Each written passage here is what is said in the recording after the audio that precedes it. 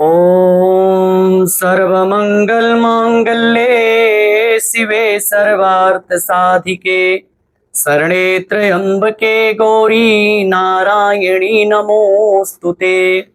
आप सभी को जय जय श्री राधे, जय जय श्री कृष्णा।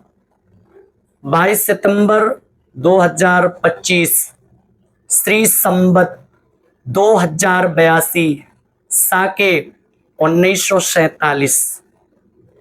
22 सितंबर 2025 को नवरात्र प्रारंभ होने जा रहा है। 22 सितंबर 2025 के दिन कलश पूजन का समय सुबह 6 बजे से लेकर के 7:30 बजे तक कलश पूजन का समय है। फिर आप 7:30 बजे से लेकर के आप 9:11 तक अवॉइड करिएगा। इसके बाद 9:11 से लेकर के आप 10:42 तक यदि आप कलश पूजन करते हैं तो यह समय बड़ा शुभ रहेगा, अति उत्तम रहेगा। पुनः दोबारा सुबह 6 बजे से लेकर के 7:30 बजे तक कलश पूजन कर लीजिएगा और 7:30 बजे से लेकर के 9:11 तक आप कलश पूजन ना करें, क्योंकि इस दौरान राहु काल का असर रहेगा। फिर आप 9:11 से लेकर के 10:42 तक करेंगे तो यह समय शुभ रहेगा चौघड़िया मुहूर्त के हिसाब से। कल के दिन मां शैलपुत्री का दिन है। दुर्गा सप्तशती में, दुर्गा कवच में आता है, प्रथमम शैलपुत्री, द्वितीयम ब्रह्मचारिणी, तृतीयम चंद्र घंटेत कुसुमांडे, चतुर्थकम पंचम स्कंद मातेत, खष्टम कात्यायनी, सप्तमम कालरात्रि, महागौरी चाष्टम, नवम सिद्धि दात्री, नव दुर्गा प्रकृतिता। कल के दिन माँ का पूजन करने से, माँ की सेवा करने से, माँ का भजन करने से माँ बहुत खुश होती है, प्रसन्न होती है। हालांकि 9 दिनों तक आप माँ की सेवा करते रहें, माँ की पूजा करते रहें, माँ प्रसन्न होगी, आपकी सभी मनोकामनाओं को पूर्ण करेगी। यदि आप माँ की पूजा करना चाहते हैं, विशेष पूजा, कोई मंत्र सिद्ध करना चाहते हैं, तो आप माँ का जरूर पूजा करें। दिन भर आप व्रत रखें, संध्या काल में आप जो भी आपका रूटीन है पूजा करें, आरती करें, फलाहार करें। सोने से पहले 9 बजे से लेकर के आप 10 बजे तक यदि आप माँ की विशेष पूजा करना चाहते हैं तो 9 बजे से लेकर के 10 बजे तक आप माँ की पूजा कर सकते हैं। उसके लिए क्या करना, एक लाल चटाई बिछाइए, तांबे के लोटे में जल रखिए, लाल कलर का पुष्प रखिए, कुछ पंचमेवा रखिए, कुछ फल रखिए, गुलाब का इत्र रखिए। सर्वप्रथम हाथ में जल लेकर के आचमनी करिए, हाथ को धोलिए, आचमनी करिए। आचमनी करने के बाद हाथ में जल लेकर के, हे संसार की शुभ समस्त शक्तियों, मैं आपका आवाहन करता हूं, हम पर, हमारे परिवार पर गुरु कृपा बनी रहे और मैं गुरु कृपा से, हे जगदम्बा, मैं आपकी पूजा करना चाहता हूं, आशीर्वाद दीजिए। एक बहुत प्यारा मंत्र है, ओम ऐं ह्रीं क्लीं चामुंडाय विच्चै फट। 9 बजे से लेकर के 10 बजे तक इस मंत्र का जाप करें। जाप करने के बाद आरती करें। अब आपके मन में प्रश्न आएगा, जाप किस माला से करें? यदि आपके पास रुद्राक्ष की माला है तो उसका प्रयोग करें, स्फटिक की माला है तो भी उसका आप प्रयोग कर सकते हैं, लाल चंदन की माला है तो भी आप उसका प्रयोग कर सकते हैं। 9 बजे से 10 बजे तक ओम ऐं ह्रीं क्लीं चामुंडाय विच्चै फट इस मंत्र का जाप करें। जाप करने के बाद माँ की आरती करें, फिर हाथ में जल लेकर के जो आपने जाप किया है गुरुदेव भगवान के चरणों में समर्पित कर दें। फिर एक माला श्री राम जय राम जय जय राम, श्री राम जय राम जय जय राम। कोई भी साधना हो, आप अपने जीवन काल में कोई भी साधना करते हैं तो राम जी का भजन जरूर करें, क्योंकि राम ही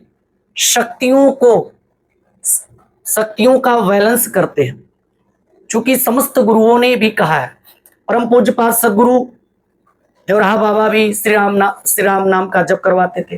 परम पूज्यपाद सदगुरु नीम करोली बाबा श्री राम का जप करवाते हैं।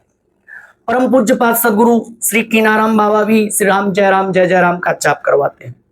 समस्त साधनाओं का सार ही राम है। यदि आप भैरव की साधना करना चाहते हैं, सेम प्रोसेस वही रहेगा। आप चटाई बिछाइए, तांबे के लोटे में जल रखिए, एक जोत जलाइए, आप पंचमेवे का प्रसाद रखिए, फल रखिए, रक्त कलर का पुष्प रखिए। आप लाल चंदन की माला हो या रुद्राक्ष की माला हो, ओम भम भैरवाय नमः, ओम भम भैरवाय नमः, ओम भम भैरवाय नमः का आप 9 से 10 बजे तक जाप कर सकते हैं। आप हनुमान जी की साधना करना चाहते हैं, हनुमान जी की पूजा करना चाहते हैं, तो 9 दिन लगातार जितने भी मैंने मंत्र बताया है नवरात्रि काल की साधना के हिसाब से बताया हूं, 9 दिन तक लगातार 9 से 10 बजे तक। यदि आप हनुमान जी की साधना करना चाहते हैं तो 9 से 10 बजे तक हनुमान चालीसा का पाठ करें। हनुमान चालीसा का पाठ करने के बाद आरती करें, फिर आरती करने के बाद हनुमान जी की सेवा करें और प्रार्थना करें। और नित्य प्रति हमेशा 1 घंटा 2 घंटा जितना भी समय मिले रामचरितमानस की कथा श्रवण करें या नित्य प्रति सुंदर कांड करें। साधना काल के दौरान गुस्सा ना करें, चिड़चिड़ापन ना आए, क्रोध ना आए, किसी से लड़ाई झगड़ा ना करें, असत्य ना बोलें, झूठ ना बोलें और साधना काल में विशेष रूप से ब्रह्मचर्य का पालन करें, सात्विक जीवन का पालन करें, लहसुन प्याज का परित्याग करें। क्योंकि शरीर जितना शुद्ध रहेगा जीवन उतना सरल होगा। फिर जब शरीर में शुद्धता होती है तो शरीर में जो पॉजिटिव सेल्स होते हैं वो शरीर में अपने आप बढ़ना शुरू हो जाते हैं और नकारात्मक ऊर्जा शरीर से दूर हो जाती है और इष्ट देव की कृपा हो जाती है, गुरुदेव भगवान की कृपा हो जाती है। यदि आप कोई अप्सरा साधना करना चाहते हैं, मेनका साधना करना चाहते हैं, ओम सौंदर्यमयी मेनका प्रियाय फट स्वाहा, आप गुलाब का इत्र रखें, शरीर में छिड़क लें, 9 से 10 बजे तक आप शुद्ध आसन पे बैठ जाएं, एक चटाई बिछाएं, पुष्प रखें, पंचमेवे का भोग लगाएं, जल रखें और घी का दिया जलाएं। आप 9 से 10 बजे तक ओम सौंदर्यमयी मेनका प्रियाय फट स्वाहा इस मंत्र का आप जाप कर सकते हैं।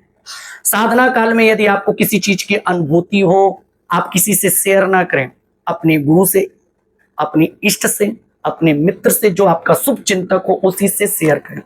विशेष रूप से साधना काल की बातें जो आपको अनुभूत हो आप अपने गुरुदेव भगवान को बताएं, फिर गुरुदेव भगवान उस हिसाब से आपका मार्गदर्शन करेंगे।